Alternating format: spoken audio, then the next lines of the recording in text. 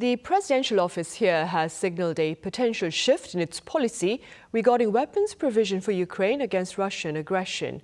Our senior correspondent Oh Soo-young reports. South Korea's measures to potentially send weapons support to Ukraine will depend on Russia's response. That's according to President Yoon Suk Yeol's office Friday, a day after Seoul announced it will reconsider its policy of sending only non-lethal aid to Kyiv, as North Korea and Russia signed the treaty on military and economic cooperation. Yoon's office said a variety of measures could be considered for weapons support to Ukraine, with specific measures to be reviewed depending on how the Kremlin responds to Seoul's position on recent developments. National Security Advisor Chang Ho-jin on Thursday delivered the South Korean government's stance after North Korean leader Jong-un and Russian President Vladimir Putin agreed they would provide one another with military and other assistance in the event of aggression, with all means at disposal without delay. Condemning the pact, Chang said he sees any form of cooperation that provides direct or indirect support towards building up North Korea's military as a violation of United Nations Security Council sanctions. Especially as a permanent member of the UN Security Council that led sanctions against North Korea, Russia's violation of its resolutions by supporting North Korea threatens our security and will inevitably harm Seoul-Moscow relations.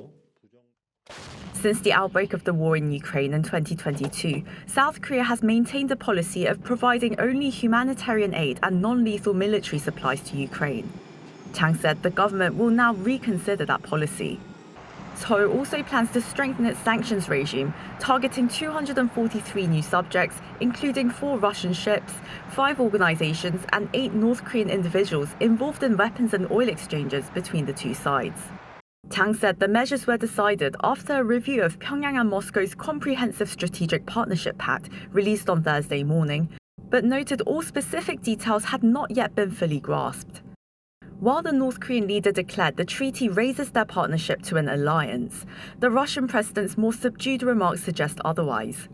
The treaty's controversial Article 4 on mutual assistance refers to their respective domestic laws and Article 51 of the UN Charter that recognizes a state's right to self-defense. This suggests the current pact may not trigger an immediate allied intervention as a mutual defense treaty would, according to a senior official.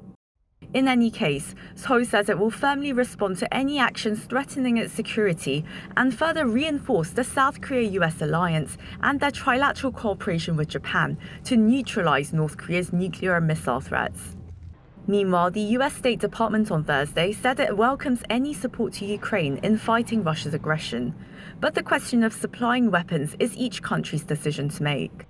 Washington also expressed deep concern over Putin's threat to supply Pyongyang with weapons as a response to support for Kyiv, warning that such a move would destabilize the Korean peninsula.